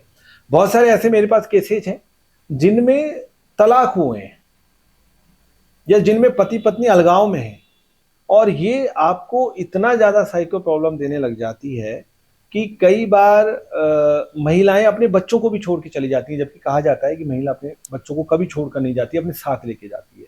लेकिन मैंने जैसे कहा कि एनर्जी लेवल जब आपका डाउन हो जाता है या नेगेटिव हो जाता है, तो फिर आप उसके अनुसार काम करते हैं। आपको वास्तु, गलत वास्तु आपका घर का आपकी एनर्जी को राइट दे देगा कि आपकी नेगेटिव एनर्जी आपको हैंडल करे, आपको ड्राइव करे। और जब एक गलत ड्राइवर आपने बिठा लिया है तो वो आपको गलत जगह पे लेके जाएगा, और आपने सही ड्राइवर बिठा लिया तो आपको सही जगह पे लेके जाएगा। इसे कनेक्टिविटी सही होनी चाहिए। इसी प्रकार से अगर आपने नॉर्थ ईस्ट में किचन कर दी, तो आप ये मान के चलो जो लंबी बीमारी होती है, मैं नाम नहीं लेना चाहूंगा, ज्यादातर मैं नाम नहीं लेता हूँ, और जो असाध्य होती है, जो होने के बाद फिर शुरू हो जाती है, फिर शुरू हो जाती है, और उनका अंत भी काफी बुरा होता है बीमारियों का। आपके जो दर्शक है वो इस बात को रिलेट भी कर रहे होंगे, वो बीमारियां होती हैं जब नॉर्थ ईस्ट में आपकी किचन होती है। तो बेसिक यही है वास्तु कि बस बेसिक वास्तु तो ये है कि अगर कोई अपना घर बना रहा है या कुछ कर रहा है तो मेन ये चीज कर ले। कोई वास्तुशास्त्री आपसे ये कभी नहीं बोलेगा कि आप टॉयलेट मत बनाओ। बिल्कुल, आज की तारीख में कोई वास्तुशास्त्री आपको नहीं बोलेगा कि टॉयलेट आप घर के बाहर जाके बनाओ, क्योंकि घर के बाहर फिर दूसरे का ही फ्लैट आता है। आज की तारीख में आपको कोई ये नहीं कहेगा कि आप किचन मत बनाओ, क्योंकि किचन के बाद जब आती है वो लॉन ही आता है, वो दूसरे का ही आ सकता है, वहां जाके नहीं बनाने का। वो ये कहता है कि सब चीज बनाओ तो मेरे हिसाब से बनाओ, मेरे हिसाब से इतना भर ही तो करना है। अगर आप इतना भर भी नहीं कर सकते हो तो इसका मतलब है कि आप अपने सपनों को खुद ही समाप्त कर रहे हो, आप गंभीर ही नहीं हो। तो इसलिए आप जब मकान बनाते हैं ना, मकान में आप बहुत पैसा खर्च करते हैं, बहुत पैसा खर्च करते हैं, समय बहुत खर्च करते हैं, आपकी फेम उसके साथ जुड़ी हुई रहती है, तो फिर आपको कोई वहम का काम ही नहीं रखना। इसलिए थोड़ा सा पैसा, जो कि इस पूरे निर्माण कार्य के दौरान बहुत थोड़ा सा होता है, वो आपको वास्तु सलाहकार की सलाह लेकर उस पर भी जरूर खर्च करना चाहिए, आपके भविष्य के लिए, आपके बच्चों के लिए, सबके लिए बहुत जरूरी है। तो सर अब एक चीज बताएं कि जो वास्तु है उसका कनेक्शन एस्ट्रोलॉजी से भी है क्या? देखिए, जब हम वास्तु की बात करते हैं, ये सारी भारत की जो प्राचीन वैज्ञानिक विधाएं हैं, अब तो मैं ऋषि मुनियों की जो संस्कृति है उसी का ही एक पार्ट है। हर चीज का मतलब प्रकृति है। प्रकृति में आपकी आत्मा, सॉइल जिस दिन आती है उसके हिसाब से ज्योतिष बनता है, जिस समय आप आती है। तो ज्योतिष एक ऐसी चीज है जो हम कहें कि इन फ्यूचर तक के लिए आपको सब कुछ बता देती है। लेकिन एक ही चीज आती है कि आपका जो जन्म का समय होता है, चूंकि वो एक्यूरेट कोई नहीं बता पाता है, सब अंदाजे से बताते हैं। तो बिल्कुल प्राचीन और वैज्ञानिक चीज है ज्योतिष, एक एक चीज मैथमेटिकल है, बिल्कुल गणितीय के तरीके से काम करती है। लेकिन इसका जानकार हर कोई नहीं मिलता है। इसके लिए बहुत स्पेशलिस्ट जो व्यक्ति हैं, जो इसमें बहुत डूबे हुए हैं, वो आपको शायद आपका बर्थ टाइम ना भी पता हो, जब भी आपको बता देंगे, ठीक है। और ये सभी कनेक्टिविटी में है, ये सभी एक परिवार के सदस्य हैं। जो ज्योतिष की बात करें तो एक पिता के रूप में आप इनको मान सकते हैं, और सब एक ही फैमिली के रूप में है। लेकिन होता यह है कि आपका कर्म सिद्धांत और आपके रहने का सिद्धांत है वो वास्तु से रिलेटेड होता है। क्योंकि आप कहीं बैठे हुए हैं, आप जिस जगह पर रह रहे हैं, तो आपको ज्योतिष शास्त्र ये नहीं बताता है कि आप किस प्रकार की ऊर्जा को ले रहे हैं, किस प्रकार की ऊर्जा को छोड़ रहे हैं। बताता है वो सब कुछ है, और वो उसका पार्ट भी नहीं है। बट अगर आप किसी जगह पे रह रहे हैं और आपने वहां पर किचन भी गलत की हुई है, वहां पर आपने और चीजें भी गलत की हुई हैं, फिर आप अच्छे कर्म भी कर रहे हैं, तो आप उस स्तर पे पहुंच ही नहीं पाएंगे जिस स्तर पे आपको पहुंचना होता है। तो ये एक ही भारतीय जो सनातन वैज्ञानिक परंपरा है, इसलिए मैं बार बार, देखिए मैंने उसको ऋषि मुनियों के साथ वैज्ञानिक परंपरा आप कहना शुरू कर दिया, वो इसलिए कि सिर्फ और सिर्फ यंग जनरेशन इस बात को माने कि अरे आपके पास तो नासा के बॉस बैठे हुए हैं, बिल्कुल वो बॉस बैठे हुए हैं, और आप यकीन मानिए अगर इस तरह की परंपराएं किसी और देश में होती तो आपको पता नहीं कि चौराहे पे जितने भी आप चौराहे देखते हो, जितने भी हमारे पाठ्यक्रम देखते हो, सिर्फ बिल्कुल और सिर्फ ऋषि मुनियों के नाम होते हैं। ये बड़ी विडंबना है भारत के पूरे इतिहास में कि हमने उन चीजों को प्रमुखता दे रखी है कि इन्होंने हमारे ऊपर आक्रमण किया, ये किया, वो किया। ये छोटे छोटे पार्ट में होना चाहिए, लेकिन जिन चीजों की वजह से हम एक शानदार जीवन जी सकते हैं, स्वस्थ जीवन जी सकते हैं, और जो भारत की परंपराएं रही हैं कि हम दूसरों को बहुत कुछ दे सकते हैं, बहुत कुछ दे सकते हैं, उनको प्राथमिकता के साथ पाठ्यक्रम में शामिल करना चाहिए। पहले ये चीजें गुरुकुल में हुआ भी करती थी। हाँ, लेकिन वो गुरुकुल तक सीमित रहती थी, और गुरुकुल भी कुछ लोगों के लिए ही थे, लेकिन अब जब सब लोगों के लिए हैं। लेकिन आज के टाइम पे गुरुकुल भी शायद बहुत कम हो गए। देखिए, गुरुकुल का कम होने का तो कारण यही है कि जैसे जैसे हम समय के साथ आगे बढ़ते हैं और हमें लगता है कि जो संसाधन आ रहे हैं उनको हमें चीज़ों को आगे लेके जानी है, तो इसके लिए एक बहुत बड़ी रणनीति की जरूरत होती है, बहुत बड़ी रणनीति की जरूरत होती है कि हमें पहले मानना और समझना पड़ेगा, जो उसको विदेशी लोग मानते हैं, विदेशी लोग मानते हैं कि जो चीज हमारे ऋषि मुनियों के पास थी और जिन्होंने निष्पक्ष होकर सबके लिए लिखी, मैं बार बार ये कह रहा हूँ कि वो किसी धर्म विशेष से रिलेटेड सबके लिए थी वो। सबके लिए, क्योंकि हर मनुष्य में वो सभी तत्व, वो सभी अंग होते हैं जो दूसरे किसी धर्म में होते हैं या दूसरे किसी संप्रदाय में होते हैं, वो सबके लिए काम करेगी। आप सही एनर्जी लेवल में रहेंगे, आप बहुत अच्छी तरह रहेंगे, आप अच्छा डिसीजन लेंगे, आप अच्छी तरह संघर्ष कर पाएंगे, आप रिजल्ट ओरिएंटेड तरीके से काम कर पाएंगे। और अगर आपके घर में स्वास्थ्य है, आपके घर में पैसा है, आपके रिलेशंस अच्छे हैं, तो इसका मतलब समझते हैं आप क्या होगा, बताइए। तो अच्छा है, आप मोक्ष में हैं, आप स्वर्ग में हैं, बताइए। आपने ऊपर हाँ, जाके तो देखा नहीं, बिल्कुल। तो यहाँ जब सब कुछ अच्छा मिल रहा है, इसके लिए आपको अपनी ही एनर्जी सही करनी पड़ेगी। तो ये सब एक ही परिवार के सदस्य हैं, और इनमें सबसे बड़ा सदस्य ज्योतिष है। तो सर अब हम बात करते हैं इंस्टेंट वास्तु की। तो इंस्टेंट वास्तु में क्या कहेंगे आप? देखिए, जब हम इंस्टेंट वास्तु की आप बात करते हैं तो उसका मतलब ये होता है कहीं ना कहीं कि आप अपने घर में हर चीज को व्यवस्थित कर लेते हैं, बिल्कुल। आप अपने ऑफिस में भी हर चीज को व्यवस्थित कर लेते हैं, लेकिन कई बार ऐसा होता है कि आप इंटरव्यू देने के लिए जा रहे हैं और आपको उस इंटरव्यू में डेफिनेटली आपको पास होना है, वैसे है ना। तो जिस जगह पर आप बैठे हैं, जरा डायरेक्शन देखें कि आपकी फेसिंग किस साइड है। अगर आपको कॉन्फिडेंस वहां नहीं आ रहा है, ठीक है, तो वहां पर फिर आप ये देखें कि आपकी फेसिंग किस तरफ है, ठीक है। दूसरा, आप ये देखने की कोशिश करें, अगर आपको थोड़ी सी जानकारी है कि सपोज करो आप नॉर्थ और ईस्ट के बीच में बैठे हुए हैं, नॉर्थ ईस्ट के, आप कंपास से वहां देख सकते हैं और वहां पर लाल रंग का सोफा है, तो वहां पर जाके आप डल महसूस करेंगे। वो उस जगह के लिए भी गड़बड़ है, उस जगह के लिए भी गड़बड़ है, लेकिन वो आपके लिए भी गड़बड़ है। ये इंस्टेंट वास्तु है, जो बहुत कुछ इसके स्पेशलिस्ट अपन अभी लाल सोफे पे बैठे हैं। हाँ बिल्कुल, लाल सोफे में बैठे, लेकिन हमारी डायरेक्शन वो नहीं है, डायरेक्शन होनी है वो नहीं। और दूसरी बात नहीं, लेकिन पहली बात ये भी है कि हम किस चीज पे जाने की कोशिश कर रहे हैं, किस चीज पे। ये चीजें है ना, मूवेबल होती हैं, वहां से हम किसी चीज को, हमको खुद के लिए रिजल्ट निकालना है, ठीक है ना। तीसरी चीज ये होती है, जब आप महसूस कर रहे हो, अगर नहीं महसूस कर रहे हो तो इट्स ओके। तीसरी चीज आपको ये भी देखना है कि वहां पर फिर हमारे एस्ट्रो वास्तु के उपाय भी काम करते हैं, कि जब आप किसी चीज को करने के लिए जा रहे हैं या किसी जगह पे आप रिजल्ट ओरिएंटेड होने के लिए जा रहे हैं, जैसे सपोज करो आपकी बॉस से इंपॉर्टेंट मीटिंग है, या आप किसी वेंडरशिप के लिए जा रहे हैं, या आप किसी इंटरव्यू में पास होने के लिए जा रहे हैं, या आप कोई बहुत महत्वपूर्ण काम करने के लिए जा रहे हैं, तो फिर वास्तु के साथ आप एक एस्ट्रो वास्तु होता है, वो भी शामिल हो जाते हैं, उसके कुछ मेथड भी शामिल हो जाते हैं।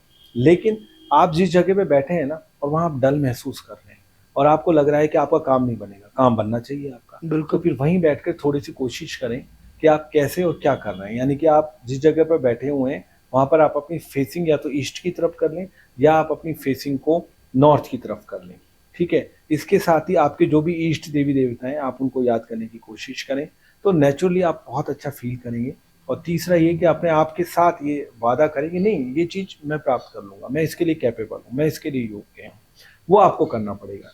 और दूसरा, कई बार ऐसा होता है कि हम जहाँ पर बैठते हैं, ऑफिस में जब बैठते हैं, तो एक एनर्जी लेवल होता है आपके ना, जैसे बहुत सारे लोग ये कहते हैं कि इस जगह तो वास्तु बहुत खराब चल रहा है, लेकिन वहां पर सब चीजें सही हैं, जैसे बहुत सारे हैं। एक बहुत महत्वपूर्ण चीज मैं आपको बताता हूँ, ये पार्ट ऑफ माइक्रो वास्तु है। देखिए क्या होता है, एनर्जियों का भी एक इम्यून सिस्टम होता है। आप देखते हैं कि आपको पता है अभी भी चारों तरफ जो भी वायरस है जो हमको गलत तरीके से इफेक्ट कर सकते हैं वो सब हैं। इस समय डेंगू का प्रकोप चल रहा है, चिकनगुनिया का भी प्रकोप चल रहा है, वायरल भी चल रहा है, लेकिन हर किसी को इफेक्ट क्यों नहीं कर रहा है? क्योंकि हर किसी का इम्यून सिस्टम है। तो जब तक वो इम्यून सिस्टम काम करेगा ना, जब तक वो बीमारियां आपके ऊपर इफेक्ट नहीं डालेंगी। जैसे मैं आपसे ये कहूं कि आप कई बार आपने आजकल उदाहरण सुने हैं कि एक व्यक्ति 6 बजे उठता था, और मैं आपके श्रोताओं से, आपके दर्शकों से भी कहना चाहूंगा, वो जरूर इस चीज से रिलेट होंगे, उनके मन में भी एक क्वेश्चन आता है। मैं अपने सेशंस में, अपनी विजिट्स में भी ये बताता हूँ। एक मेरे फॉरेन के गेस्ट हैं, उन्होंने मुझसे एक क्वेश्चन पुट किया, उनके साथ एक साइंटिफिक व्यक्ति भी थे, उन्होंने मेरे से एक क्वेश्चन पुट किया। तो मैंने उनको ये बताया कि कई बार आप ऐसा होता है कि एक व्यक्ति 6 बजे उठता है, डेली रूटीन बहुत अच्छी तरह पालन करता है, लेकिन आप सुनते हैं उसको हार्ट अटैक आ गया। बिल्कुल। कई व्यक्ति ऐसे होते हैं जो 10 बजे उठते हैं, वो हर तरह का तामसिक भोजन खाते हैं, उनकी रूटीन लाइफ भी बिल्कुल गड़बड़ होती है, लेकिन वो स्वस्थ आपको महसूस होते हैं। लेकिन इससे ये बात सही नहीं होती है कि आप सुबह जल्दी मत उठा करो, आप अच्छा भोजन मत खाया करो। ये इम्यून सिस्टम है, इम्यून सिस्टम है, सबका अलग अलग होता अलग है, अलग होता है, हाँ। लेकिन हमको सही रूटीन तो करना पड़ेगा ना। इसलिए मुझे बड़ी खुशी होती है कि खासतौर से जो आजकल फैक्ट्री के ऑनर्स हैं, फैक्ट्री के ऑनर्स है, वो जब मुझे कॉल करते हैं, मुझे बताते हैं कि हाँ हमारा सब कुछ अच्छा चल रहा है, बट आप वास्तु के हिसाब से चीजों को सेट कर दो। वो आप मतलब आप बिल्कुल भी समझदार व्यक्ति नहीं कहलाए जाओगे अगर आप ये वेट कर रहे हो कि मैं अपने घर के आगे गेट ना लगाऊं, जब आके बैल मुझे मार जाएगा, जब मेरे चोट पहुंच जाएगी, जब मेरे पास एक ऑथेंटिक कारण होगा कि हाँ अब मुझे मेरे गेट मार लगाना अब चाहिए, गेट लगेगा। अब मुझे गेट लगाना चाहिए। जबकि सांड महाशय भारी घूम रहे हैं, वो हाँ। कभी भी आपको सिंग मार सकते हैं। मारने का इंतजार कर रहे हैं। अब समझदार व्यक्ति कौन होता है, उसको पता है कभी भी आ सकता है। भाई कोई व्यक्ति आपको कह के तो नहीं आएगा ना, गलत बिल्कुल। आदमी तो क्या होगा, वो पहले गेट लगा देगा। इसलिए आपको वास्तु पहले ही सही कर लेना चाहिए, और छोटी छोटी चीजों का नॉलेज लेकर साथ कर लेना चाहिए। और अभी हम पुराने सब्जेक्ट पे आते हैं, इंस्टेंट वास्तु जो आप बोल रहे थे, क्या आपने कोई चीज को सिराने से रखा हुआ है, आप जिस डायरेक्शन से बैठ रहे हैं वो क्या कलरफुल उसके साथ मैच कर रहा है, इसको देखने की कोशिश करें। कुछ एस्ट्रो वास्तु की चीज रखनी शुरू करें, तो क्या होगा, जो चीज आपके साथ पहले अच्छी चल रही थी, फिर गड़बड़ होना शुरू हुई, अब वो अच्छी होनी शुरू हो जाएगी। तो ये हमेशा चेक करें। इसलिए मैंने आपसे कहा था कि वास्तु का एनर्जी लेवल होता है, अगर गलत वास्तु होते हुए सब कुछ सही चल रहा है तो इसमें खुशी मनाने की कोई जरूरत नहीं है। एनर्जी लेवल पे डिपेंड करता है ये। Energy level, immune system. तो अब जैसे अपन बात करते हैं कोर्ट केसेस पे, क्या वास्तु कोर्ट केसेस पे भी इफेक्ट करता है? बिल्कुल करता है कोर्ट केस पे। कि अगर आपकी साउथ की दिशा खराब है, साउथ में आपने गड़बड़ कर रखी है, साउथ में मान लिया आपका नीला रंग है, मैं एक सिंपल वास्तु के तौर पे आपको बता रहा हूँ, अगर आपने साउथ में बहुत गंदगी फैला रखी है, कचरा आपका साउथ में भरा पड़ा है, साथ में साउथ में आपने नीला रंग कर रखा है, तो आप ये मान के चलें कि आप फिर कोर्ट केस से बच नहीं पाएंगे। और जो लिटिगेशंस जो आते हैं, ब्लेम जो आते हैं, उसमें सही होते हुए आपको स्ट्रगल करना पड़ेगा। Everything depends on energy. और जब आप किसी चीज को सही एनर्जी के साथ प्रेजेंट करते हैं ना, तो आप बहुत जल्दी उस चीज से फ्री भी हो जाते हैं, लटकती नहीं हो चीजें, लंबी नहीं खिंचती। आज के टाइम पे जो रिचेस्ट पीपल्स है, क्या वो लोग सबसे ज्यादा वास्तु में मानते हैं? देखिए, दो तरह की इसमें चीज मैं आपको बताना चाहूंगा कि आप जिन घरानों की आज बात कर रहे हैं, अगर मैं टाटा घराने की बात करूं, मैं बिरला घराने की बात करूं, अंबानी घराने की हम बात करें, ठीक है ना, या आप अडानी की भी बात करें, आप, है ना, ये जो घराने की बात करें, इस पे पूरा अगर रिसर्च करें, मैंने पूरी रिसर्च की हुई है। देखिए क्या है कि जब इन घरानों ने शुरुआत करी थी तो ये बहुत ही ऑर्डिनरी तरीके से ही रहते थे, लेकिन उस समय कोई वास्तु मानता है तो ठीक है, नहीं भी मानता है तो क्या कोई इंसिडेंट आप ये देखिए कि ये स्वाभाविक रूप से एक अच्छे ही घर में रहते थे जो वास्तु से सही तरीके से रिलेटेड था। और ये होता तो सबके साथ था, क्योंकि देखिए पहले टॉयलेट घर के अंदर होते ही नहीं थे, तो आप एक बहुत बड़े दोष से तो वैसे ही बच जाते थे। ऐसे में अगर आपने ईमानदारी से किसी चीज के लिए चाहत पैदा की है तो आप उस तरफ आगे बढ़ जाते थे। उस समय पीछे कौन रहते थे? जो लोग चाहते तो सही थे कि हम बहुत आगे बढ़े, पर मेहनत नहीं करते थे। वास्तु दोष से तो पुराने लोग बहुत ज्यादा फ्री रहते थे, क्योंकि टॉयलेट घर के अंदर होते ही नहीं थे। एक बड़े दोष से तो आप ऐसे ही बच गए। दूसरा क्या होता है कि जो ब्रह्म केंद्र होता है, यानी कि घर में बीच में दालान होता था, उसमें भी तुलसी का पौधा होता था, तो एक वहां से आप एनर्जी को बहुत अच्छी तरह से डाइवर्ट कर देते थे। ब्रह्म केंद्र यानी कि आज के हमारा टाइम पे नाभि घरों के केंद्र। अंदर तुलसी का पौधा तो कहीं बीच में होता ही नहीं, कहीं कोने, मतलब कॉर्नर में, घर के बाहर, वो फॉर्मल ऐसे ही होता कई है। बार तो औपचारिकता के लिए होता है। कई लोग तो सिर्फ तुलसी के पौधे इसलिए लगाते हैं ताकि चाय अच्छी तरह बन सके। उनको तुलसी के महत्व के बारे में नहीं पता है कि भाई तुलसी के पौधे में से तुलसी कब नहीं तोड़नी चाहिए। अब हाँ। जैसे कार्तिक मास में अगर आप घी का दीपक जलाते हैं तो आप ये लगा लिया बहुत बड़ी एनर्जी को महसूस कर लेंगे तुलसी से। तो वो लोग फॉर्मेलिटी के लिए करते हैं। लेकिन कहते हैं तुलसी जो है, तुलसी का जो अपना पौधा है, वो धूप में रखना चाहिए, नहीं इसीलिए आजकल बाहर ज्यादा रखते हैं। देखिए तुलसी है ना, तुलसी के बारे में जब आप पूरी कथाओं का अगर आप विवरण मैं आपको दूंगा अगले कभी एपिसोड में, तो तुलसी को कुछ श्राप भी मिले थे, तो ये सब चीजें उन सब से रिलेटेड है। और अगर हम सब्जेक्ट की बात करें तो देखिए क्या है, पहले ब्रह्म केंद्र होते थे ना, ब्रह्म केंद्र भी पवित्रता के साथ तुलसी का पौधा वहां पर रख दिया हाँ। जाता था। और ब्रह्म केंद्र यानी कि नाभि केंद्र, वास्तु पुरुष की बात करें तो नाभि केंद्र। और आपको पता है कि नाभि से ही हमारे चक्र जागृत होते हैं, सर्वोत्त जो चक्र होते हैं, सर्वोत्कर्ष। साथ ही साथ नाभि में ही सारी नाड़ियां आकर मिलती हैं।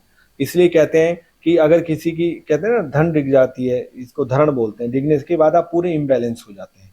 तो ब्रह्म केंद्र पहले अच्छा रहता था, टॉयलेट के तो आपको अवगुण ही नहीं मिलते थे। तो वहां से तो इन घरानों ने जब अपनी मेहनत करी तो इनकी इनकी मेहनत अपने आप मल्टीपल होती गई। और जो इनके लोग हैं, अगर आप इन लोगों को देखें तो निश्चित रूप से रौनक जी ये हर वास्तु टिप्स का प्रयोग करते हैं, हर वास्तु टिप्स का प्रयोग करते हैं। अभी आपने अंबानी की शादी देखी होंगी।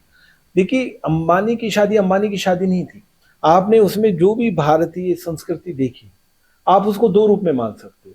एक रूप में तो इसलिए मान सकते हो कि उन्होंने उन परंपराओं का पालन किया जो परंपराएं भारतीय सनातन धर्म में, कई लोग सनातन को इस रूप में मानते हैं कि उसमें तो इन सब चीजों का कोई जिक्र नहीं है। लोग ये कहते हैं, जैसे कि अपन बात करते हैं अंबानी की शादी की, कई ये लोग करते हैं वास्तु के हिसाब से भी, पारंपरिक तरीके से भी। लोग बोलते हैं मतलब पैसे का परपंच, कि पैसा इसलिए ये लोग कर पाते हैं, अदरवाइज लोग कर ही नहीं पाते। नहीं देखिए, एक एक तौर पे मैं बात कहना चाहूंगा, पैसा अगर आपके पास है और आप एक अच्छी शादी कर रहे हैं, इसमें गलत क्या है? पैसा श्री यानी कि लक्ष्मी की महत्वता तो हर कोई जानते हैं। जो व्यक्ति इस रील को देख रहे हैं उन्होंने पैसे से तो मोबाइल खरीदा है। बिल्कुल। आज अगर आप इस स्टूडियो में बैठे हैं तो आप पैसा खर्च कर रहे हैं, आप एडिटिंग पे भी पैसा खर्च करते हैं। अगर आप एक अच्छी चीज को देखते हैं, आप भगवान के दरबार में जब जाते हैं तो आप पैसा खर्च करके तो जाते हैं, मतलब आप अपने ट्रेन बुक करते हैं, हवाई जहाज बुक करते हैं, बस बुक करते हैं। ये बड़ी विडंबना है कि लोग श्री हर कोई कमाना चाहता है, लेकिन जब भी कोई आदमी श्री को दिखाता है तो श्री मतलब लक्ष्मी, तो वो फिर उसके प्रति नफरत से भर जाता है। पैसा गलत तरीके से आप मत कमाओ, किसी की आत्मा दुखा के आप मत कमाओ। आज जितने भी बड़े बड़े ऊंचे घराने हैं, मैं आपको स्पष्ट रूप से कहना चाहता हूं, अगर भारत के 1000 बड़े घराने अपने उद्योगों को बंद करके बैठ जाए, उनके ऊपर कोई फर्क नहीं पड़ेगा, उनकी सातों पीढ़ियां फिर भी कमा लेंगी। हाँ। अब इसका आंसर आपके ही श्रोता और दर्शक देंगे कि उसके बाद भारत की इकोनॉमी में क्या होगा। इकोनॉमी गई, जो रोजगार लोगों के पास थे वो गए सब। उसी रोजगार से जब आप एक व्यक्ति को रोजगार देते हैं ना, तो उससे उसके घर में अगर मान के चले 4-5 लोग हैं, उनका पेट भरता है। बिल्कुल। वो जो 4-5 लाख जिन लोगों से 4-5 लोग अटैच हैं, उनका पेट भरता है। आप यकीन मानिए, जब आप किसी एक व्यक्ति को ठीक रोजगार दे रहे हैं तो वो चैन जाके 200-250 लोगों पर जाकर रुकती है। और हमारे सरकार के 75% जो मंत्रालय हैं वो इसलिए आज अस्तित्व में है क्योंकि प्राइवेट तंत्र है। अगर प्राइवेट तंत्र खत्म हो जाए तो सरकारी तो 75% डिपार्टमेंट ही खत्म हो। मैं आपको एक बहुत बड़ी चीज बताता हूँ, बहुत बड़ी चीज है, इस चीज पे किसी का ध्यान नहीं गया। फिर ये पार्ट आता है माइक्रो वास्तु का। आपको पता है कि बहुत सारे लोग आज जो फेमस हुए हैं, अगर आप उनकी हिस्ट्री उठा के देखें, देखिए बहुत सारे लोग जिनको आप फेमस देख रहे हैं, आप देखेंगे कि उनके परिवार के पास पहले से इतनी कैपेसिटी थी कि उन्होंने उनको इतना कुछ दे दिया कि उनको फेमस होने में, उनको आगे बढ़ने में ज्यादा समय नहीं लगा। लेकिन आप उनकी बैक की हिस्ट्री उठा के देखो, जहां उनके दादा या फिर उनके फादर ये सब मिलते हैं, तो आप ये देखिए उनमें बहुत सारे लोग ऐसे थे जो चाल में रहते थे। अब चाल में रहने पे क्या होता है, देखिए आप, चाल का भी क्या होता है, चाल में भी बीच में खाली जगह रहती है, 4 मकान रहते हैं और बाथरूम बाहर रहता है। बाथरूम आप बच गए एक वास्तु दोस्त से। हाँ। इसलिए आप जब चाल में रहते हैं तो आपके फेमस होने के चांसेस बढ़ जाते हैं, आपके बड़े बनने के चांसेस बढ़ जाते हैं। ये माइक्रो वास्तु का पार्ट है। जब आप सिर्फ ये नहीं आपने किताबें पढ़ी और आपने फेंकना शुरू कर दिया, नहीं, जब आप रिसर्च करेंगे तब आपको पता लगेगा। इसलिए मैं लोगों से कहता हूं कि अगर आप बहुत कुछ करके भी फेमस नहीं हो पा रहे हैं, तो आपके घर में भी अगर नॉर्थ ईस्ट में बना हुआ है टॉयलेट और आप उसको सही नहीं कर सकते हैं, अभी फिलहाल सही नहीं कर सकते हैं, आप कुछ दिन चार्ज जैसी जगह पर जाकर रहे, आप देखेंगे कि आप वास्तु दोष से बच गए और आपके फेमस होने के चांसेस हो गए। और जब आप फेमस हो जाते हैं, जब आपके पास पैसा आने लग जाता है, तो फिर आप वास्तु के हिसाब से अपने घर बनाते वास्तु दूर करने का एक बेसिक कि वास्तु ठीक रहे, उसके लिए इंसान को क्या करना चाहिए? हैं। देखिए, मैंने आपको पहले भी बताया, देखिए सबसे पहले तो आपको टॉयलेट उसी जगह पे बनाना चाहिए जिस जगह पे होना चाहिए। पहले तो टॉयलेट की कंडीशन है, और टॉयलेट हमेशा साफ सुथरा होना चाहिए, आपकी कमोड का ढक्कन हमेशा बंद रहना चाहिए, और वहाँ पे नमक के पानी का पोछा आपको लगाते रहना चाहिए, चाहे आपका टॉयलेट सही जगह पर क्यों ना हो। आपकी जो किचन है, किचन में भी आपको हमेशा ध्यान रखना है, किचन आपकी साफ सुथरी रहे। किचन में कभी भी चीनी, चावल और नमक की कमी नहीं होनी चाहिए, कभी भी नहीं होनी चाहिए। दूसरा, आपको मैं पहले बता चुका हूँ कि आपका जो टॉयलेट और किचन है वो सही डायरेक्शन में होनी चाहिए, उसको आप प्राथमिकता के साथ बना के रखें। सबसे बड़ी बात यह है कि आप कुछ ना कुछ पार्ट दान का करते रहें, क्योंकि जाने अनजाने हमसे गलती हो जाती है। दान करते रहें किसी भी रूप में। दो बातें हैं, आपको अगर व्यक्ति को अज्ञान से ज्ञान की तरफ लेकर जाना है, जो कि सनातन की परंपरा है, तो आप किसी न किसी रूप में योगदान दें, कि आप शिक्षा के रूप में योगदान दें। अगर अच्छी स्थिति है, किसी बच्ची का खर्चा उठा लें, बिल्कुल, स्टेशनरी का सामान देकर आए। कम अच्छी स्थिति है, ग्रुप बनाए, और किसी भी कच्ची बस्ती में जहाँ बच्चे पढ़ने जाते हैं सरकारी स्कूल में, एक टीचर लगा दें जो उनको पढ़ाता रहेगा। कुछ ना कुछ ऐसा छोटा मोटा पार्ट अपन को लाइफ का करना चाहिए जहाँ अपनी वजह से किसी का अच्छा हो। दान दें, दान दान हमेशा ऐसे देने की कोशिश करें जिससे बहुत बड़ी संख्या में छोटी सी चीज से पेट भर जाए। जैसे चिटावल, जब आप चिटावल देते हैं तो पूरी की पूरी जो चींटियों की बस्ती होती है ना, उनका पेट भरता है। छतरी दान में दें, जब आप छतरी किसी को एक को दान देते हैं तो पूरे परिवार के लिए शेड का काम करती है, क्योंकि आप ही तो यूज नहीं करेंगे ना, बिल्कुल, वो अपनी मदर भी यूज करेगी, फादर भी यूज करेंगे। यानी ये चीज वो देनी चाहिए हमेशा जो सबके काम है, या फिर जिसके माध्यम से आप अच्छाई और बुराई का सिलेक्शन कर सकते हैं, यानी कि शिक्षा, एजुकेशन। ये चीज ध्यान में देना आप शुरू करें। और अगर आपके घर में, मैं आपको फिर एक बात कहना चाहूंगा कि ये बात वास्तु से रिलेटेड, जो लोग अच्छा काम कर रहे हैं, लेकिन वो भी ये बात गलत बोलते हैं कि अगर आपका नॉर्थ ईस्ट में टॉयलेट है, प्रॉपर नॉर्थ ईस्ट में टॉयलेट है, या साउथ ईस्ट में प्रॉपर टॉयलेट है, तो आपको उसी समय उसको हटाना है। देखिए, आप एक घंटा इंटेंशनल, एक होता है नॉन इंटेंशनल, ठीक है। तो प्रकृति है, या जिसे आप भगवान है या प्रकृति है, वो बेरहम नहीं है, ठीक है। तो इतना लोगों को डराने की कोशिश ना करें, इतनी अपनी दुकान चलाने की कोशिश ना करें। तो सर, ऐसे भी कोई वास्तु दोष है जिनकी कोई रेमेडीज नहीं होती? तो जैसे आपको पता है ना कि जब कोई जजमेंट होता है तब भी जज ये देखता है कि अगर आपने इंटेंशनली कोई जुर्म किया है तो उसकी सजा अलग होगी, और नॉन इंटेंशनल हुआ है तो उसके लिए सजा माफी भी होती है, या सजा बहुत कम होती है।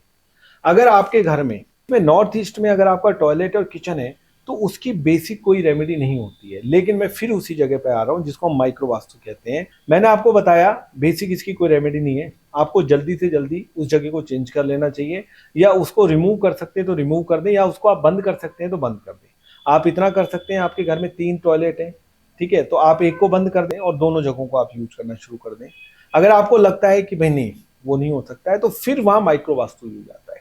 वहां पर फिर आपको एनर्जियों को कनेक्ट करना है ईश्वर से, ठीक है। आपको ये कहना है कि मैं इसको समाप्त करना चाहता हूं, तो आप कुछ ऐसा मेरे लिए करें, मैं खूब मेहनत करूंगा, आप मेरे लिए ऐसा करें कि मैं एक ऐसी अच्छी चीज ले सकूं कि जिसमें मैं सही वास्तु का उपाय कर सकूं। जब तक आप वास्तु प्रूफ से आपका माफी मांगना, साथ ही साथ कुछ प्रावधान जो डोनेशन का होता है वो, और साथ में जो उसकी रेमेडी होती है, यानी कि जो भी वर्टिकल तरीके से आप वहां पर स्ट्रिप्स आपको लगानी होती है, वहां पर आपको कलर कॉम्बिनेशन चेक करना पड़ता है, और कुछ आपको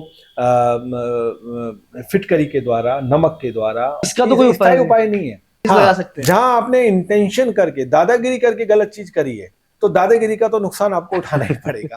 लेकिन यहाँ जब इनोसेंट है, तो आप इनोसेंट है, तो यहाँ माइक्रो वास्तु काम आता है। इसमें क्या डराने की जरूरत है किसी को? आपने अपने आप को बहुत अच्छी तरह से प्रेजेंटेबल कर लिया, और आप सोचते हैं कि अब मैं लोगों को डरा सकता हूँ, ये कर सकता हूँ, गलत बात है। आप ईश्वर से ऊपर नहीं हो, आप किसी से भी ऊपर नहीं हो। जब आप ईश्वर से बात कर रहे हो, तो मेरी और आपकी और किसी वास्तुशास्त्री की क्या हैसियत है जो बीच में आए? बिल्कुल। लेकिन आप उसके लिए पूरी मेहनत भी करो। ये नहीं है ईश्वर से बातचीत करके आप चद्दर तान के सो जाओगे, ठीक है अब तो मैंने ईश्वर से बात कर ली है। तो ऐसा कुछ करना होता तो आपको और मेरे को भी बैठने की जरूरत नहीं होती, बिल्कुल। या आपके जो कैमरामैन साहब है उनको भी बैठने की जरूरत नहीं होती, सब कुछ अपने आप ही हो जाता। तो आप मेहनत करते रहे, मैं आपको लिख कर दे रहा हूँ, अगर आपने ऐसा कर लिया तो वो जो गलत जगह पर बाथरूम है, किचन है, उसका इफेक्ट आपके ऊपर नहीं नहीं पड़ेगा। होगा। रेमेडी तो करें और साथ में आपकी नई चीज भी अरेंज हो जाएगी, अरेंज हो जाएगी। लेकिन समर्पण के साथ। हाँ, हटना तो है आपको वहां से। लोगों के मन में वास्तु को लेके मिथ्स बहुत होते हैं, भ्रमकताएं फैली होती है, उस पर आप क्या कहेंगे? कोई या भी फिर मैं चीज एक चीज और कहूँ, हम्म। लोग फैलाते जाते हैं। नहीं, देखिए, दो तरह के लोग होते हैं। एक तो क्या होता है कि अगर आपका काम बहुत अच्छा चल रहा है तो फिर आप कहेंगे कि मुझे वास्तु क्या जरूरत है, नहीं सही है। हम्म। किसी वास्तु शास्त्री ने बताया कि आपके घर में ये चीजें गलत है, उसका काम अच्छा चल रहा है, तो जब आप डीपली सोचते हैं तो आप सोचते हैं कि मैं सही कर लूं। जैसे हाँ। मैंने आपको बताया ना कि आप इसकी प्रतीक्षा नहीं करेंगे कि आ बैल मुझे मार, हाँ। आप पहले ही एक चैनल बना लेंगे। तो वो लोग इस बात को लेकर कहते हैं कि वास्तु की क्या जरूरत है, अंततः उनको आना भी पड़ता है। वो इसलिए मैं ये नहीं कह रहा हूं कि ये कोई चीज आपको प्रेशराइज करती है, ये चीज सत्य है, तो जो सत्य हो तो आपको आकर्षित करेगा, अंततः आपको सत्य का सामना तो करना ही पड़ेगा। दूसरी चीज ये है कि वास्तु के बारे में जो भ्रम है, देखिए क्या होता है, आपको मैं एक बहुत सीधी सिंपल तौर पे, सब लोग इससे रिलेटेड होंगे, आपके दर्शक भी होंगे, जब चीजें व्यवस्थित होती है तो हम खुश होते हैं, जब चीजें अव्यवस्थित होती हैं तो हम गड़बड़ होती हैं। हमारी गाड़ी सही चल रही है, हम बहुत खुश हैं, जैसे जाम लगता है चीजें अव्यवस्थित हो जाती है, हम नाखुश हो जाते हैं। अगर हमें कहीं वेट करना पड़े, हम नाखुश हो रहे हैं। अगर हम सीधे सरल तरीके से हमारा नंबर आता जा रहा है तो हम खुश हो रहे हैं। ठीक है, तो ये हमारा क्या है, एनर्जी लेवल का ही तो कमाल है। अब हम last but not the least एक क्वेश्चन लेते हैं। फेक वास्तु जो लोगों के बीच आजकल ज्यादा फैली हुई है, आजकल हम सोशल मीडिया पे जाएंगे, हजारों तरीके की वास्तु की बातें करी जाती है, उसको कैसे पहचाना जाए? देखिए, उसका मैंने आपको एक सिंपल तरीका बताया कि सबसे पहले चीज तो आप ये देखें कि आपके घर में समस्या क्या है। सबसे पहले आपको ये देखना है कि आपके घर में समस्या क्या है। दूसरा, मैंने आपको बताया कि आप अपने घर में टॉयलेट और किचन को खुद चेक कर लें कि कौन सी जगह पे है या वो नहीं है। ठीक है। तीसरा, आपको ये देखना है कि जब ये समस्याएं और ये सब चीजें आपके पास हैं तो फिर आप खोज करें एक अच्छे वास्तुशास्त्री की, अच्छे वास्तुशास्त्री की। उसके लिए आपको देखो मेहनत करनी पड़ेगी, मेहनत करनी पड़ेगी। आप उनसे खोज करें, उनसे अपनी सारी बातें आप शेयर करें। ठीक है, शेयर करें। और खास तौर से देखिए, जो अब बहुत सारे ऐसे लोग हैं जो बहुत ही नए नए आ गए, उनको बहुत अध्ययन की, रिसर्च की जरूरत है, तो आप कोशिश करें कि अनुभवी लोगों से आप रिलेटेड हो जाएं, और वो सिर्फ ना सिर्फ आपको आपका वास्तु सही करेंगे बल्कि आपके और भी स्ट्रेस को आपको कम कर देंगे। और जब आप ये सारी चीजें करेंगे ना, तो निश्चित रूप से आप अपने आप ही फेक वास्तु से बच जाएंगे। क्योंकि देखिए, वास्तु के मामले में फिल्टर चीजें हैं। आप अनुभवी लोगों से, जिनकी एक उम्र एक हिसाब से सही है, और जो अनुभवी लोग हैं, आप उनके पास अपने आप ही पहुंच जाएंगे। और ईश्वर से प्रार्थना करें कि भाई मुझे पता लग गया है कि मेरा घर का वास्तु सही नहीं है, मुझे समस्या है, मुझे आप सही लोगों से मिलाएं। आप सही लोगों से मिलेंगे, इसमें कोई तनाव करने की जरूरत नहीं। तो चलिए सर, ये तो रहे आज के वास्तु के बारे में, हमने, हमारे ऑडियंस ने, सबने जाना। सभी श्रोताओं से और दर्शकों से यही कहना चाहूंगा कि आप मस्त रहें, जिंदगी को बहुत सहज और सरल तरीके से रहें, किसी चीज को लेकर तनाव में ना रहें। जितना प्रकृति के पास रहेंगे और इस तरह की वैज्ञानिक विधाओं को आप अपनाते रहेंगे, निश्चित रूप से आप बहुत अच्छी और समृद्धि वाली जिंदगी जी पाएंगे। आप सभी को साधुवाद, मस्त रहें। तो अब ऑडियंस भी एक चीज कहना चाहेंगे, आपको अगर वास्तु से रिलेटेड और भी कोई क्वेश्चंस हो और आप चाहते हैं कि हम सर के साथ एक और एपिसोड करें, वहाँ आपके घर से रिलेटेड या कुछ भी, तो आप हमें कमेंट में जरूर बताइएगा। और इस एपिसोड में आपको सबसे ज्यादा क्या अच्छा लगा वो आप हमें जरूर बताइएगा। तब तक हम मिलते हैं आपसे अगली वीडियो में।